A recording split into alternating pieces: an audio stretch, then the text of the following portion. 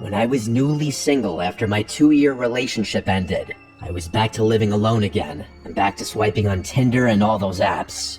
I had been single for a few months already, and I had met a few people in that time. During that time, I matched a girl on Tinder named Tracy, and she gave me her Snapchat, but it quickly fizzled out to her just watching my stories and not really communicating. That kinda used to happen all the time when I was in college. But now being in my late 20s, using Tinder, and just being reminded of how immature all this online dating stuff is, it feels a lot different at this age. I own a corner townhome in a little community. If you're wondering what I do, I'm an accountant. Good money, but miserably boring. After my ex moved out, I thought I would be ready for the privacy and peace and quiet. But I'd say after the first month, the novelty of that wore off. Maybe I'm more of a relationship person, or I just need people around, but being alone was getting to me. That's why I was constantly swiping on dating apps and trying to go on dates, just to get out of the house. This was last December. I posted something on my Snap story that had to do with Christmas, and guess who commented on my story? It was that Tracy girl who I hadn't spoken to in weeks. She struck up a conversation about us doing some Christmas-themed stuff together, and from there we started chatting for a bit. I suggested the most festive things I could think of. Ice skating, going to the village, and looking at the decorations, but she suggested we decorate my Christmas tree. Firstly, I did have a fake tree, but it was up in the attic. So I told her I didn't have it up yet because it's kind of a 2-person job getting it out of the attic. She said she'd gladly come over and help, so I figured why not. I told her to come over around 9 that night. It was already dark at that point when we made the plan. It was likely like 7:30 because I remember hurriedly grabbing my keys and rushing to drive to the liquor store to buy a couple bottles of wine. When I got back to the house, I vacuumed and swept the floors.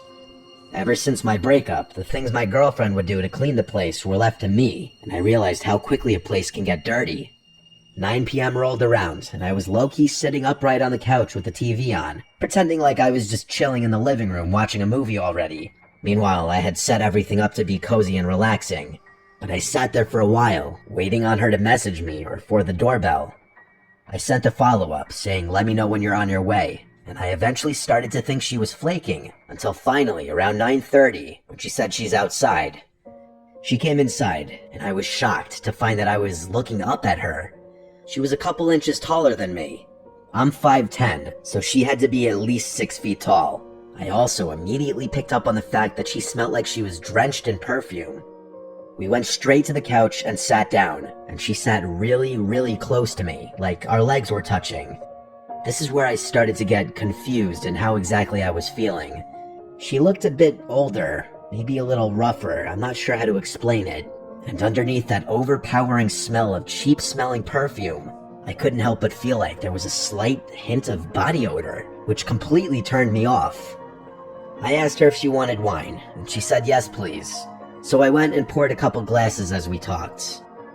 Have you ever met someone for the first time that you'd been texting or DMing for a while, and when you finally meet, they just end up being nothing like you pictured in your head? That was pretty much this. Something about her felt off, like she lacked certain social cues. I handed her a glass of Merlot, and we cheers each other. I shit you not, she almost immediately spilled a huge drop of red wine on my light blue couch. I composed myself, but I wanted to scream. I said it's okay, as I ran to the kitchen to get a damp paper towel and sponge. I ran back to the couch and blotted it as quickly as I could before it would settle. She kept apologizing, and I kept saying it was okay. After this, it got a little more tense, and to break the tension, I suggested I get the tree out of the attic.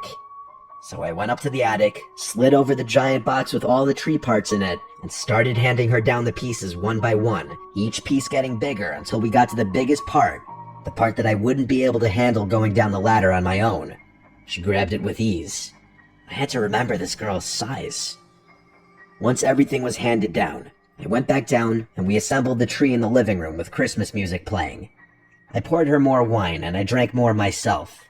I loosened up a bit more. Wine makes any situation feel better. Once we had the tree set up, next was the ornaments. I told her my ornaments were all in the crawl space. These ornaments were all from my childhood. My parents gave me bins and bins of Christmas decorations. So I went down to the crawl space and one by one started taking out the bins while I left Tracy in the living room to relax. As I was doing all of this, I started feeling woozy, like the wine was getting to my head. I've never been a heavy drinker, so I do have a low tolerance, but I felt like I hadn't drank that much to feel this way. I grabbed the first bin and started lugging it up the stairs. By the time I got to the top, Tracy wasn't anywhere in sight. I assumed she was in the bathroom at first and called her name. I looked around each room and then saw that the bathroom was empty. I scratched my head in confusion as I kept calling her name. I went to message her on Snap, but she never opened the Snap. I checked the 2 bedrooms too, but she was gone. I couldn't believe this. She snuck out on me. This was when I started wondering if she thought I was ugly or weird or something, even though truthfully, I wasn't even really into her either. I crashed onto the couch, which suddenly felt a lot more comfortable than before, and honestly, as far as I remember, I periodically checked my phone to see if she opened my Snap, and just watched whatever was on TV, until my memory just faded to black. I swear, everything just went black. And then, I woke up in darkness. No lights, no TV on. I looked around in the dark room, and I knew I was hearing things. I felt like I was still on the couch, and I felt weak. My limbs were hard to move, but I managed to find my phone right under me within seconds, and I checked the time. The second the phone screen lit up, I saw it. Even though the light was facing toward me, that glow from my phone screen with the brightness all the way up revealed the outline of a tall person's silhouette standing in front of me. For some reason, I didn't scream. I just put the phone down, bringing the room back to darkness. I finally opened my mouth to say, "Tracy," hoping it was her, but still not in that moment remembering what had happened earlier. Whoever was standing there didn't answer me. I eventually picked my phone back up and turned on the flashlight, and I saw that it was in fact Tracy standing in front of me. She wasn't moving, she was just looking down at me. I felt locked to the couch. I don't know if it was because of pure fear or the effects of whatever she had obviously laced me with. I genuinely was having a hard time moving my limbs. I felt weak and helpless.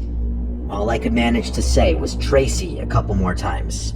She turned towards the stairs, and again, I swear, she sprinted toward them, and all I heard were the disturbingly loud stomps of her running down the stairs. I heard something slam from downstairs. Looking back, I'd imagine it was the front door.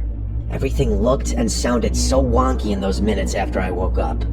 Each passing minute, I felt more and more clear-headed, and moving became easier. I checked Snapchat to see that her account was gone, aka she blocked me. I looked out the front window and saw no cars outside besides my own and the neighbors'. And then I realized I never saw the vehicle that she arrived in, or if she even arrived in one. I checked my entire home from top to bottom, checking for anything that could have been stolen. The only items I found missing seemed kind of bizarre at first, but honestly made so much sense soon after. Every last bottle of pills from my house was gone. All my vitamins and supplements, my bottles of Adderall, and even the bottle of Oxy that I had prescribed but never fully used after a surgery, those were in the drawer next to my bed. I noticed a bottle of vodka was taken from my mini fridge in my room too, but other than that, I didn't see anything else that could have been stolen. Still, I called the police right then and reported the robbery. I gave the Snapchat username and explained that I never got her number or knew anything really about her identity minus the name that she gave me, which was Tracy Gibson. The police knocked on my neighbor's door since all of our homes are attached, even though it was like 1 a.m. With me standing next to them, they questioned if he'd seen or heard anything strange, to which he said no, he'd been asleep. After about 20 minutes, the police left. I made sure all of my keys were still in place so as to make sure she couldn't get back in. But other than that, this Tracy person disappeared without a trace. I knew her behavior was quirky and wonky from the first few minutes of meeting her, and it makes so much sense now. I won't even call it a theory because I just know this is the truth. I think that girl, or woman I should say, was older than she claimed, and she was potentially homeless with a serious drug addiction. I think she drowned herself in perfume to mask the body odor that was honestly still showing through. She laced my wine with something when I was in the attic, clearly. I don't know exactly how long I was out, but it was enough for her to scour my entire home for any and all drugs and supplements. I still remember how disturbing of an image it was seeing her tall silhouette standing in front of me while I was just waking up on the couch. Honestly, after this, I didn't even decorate the tree that year.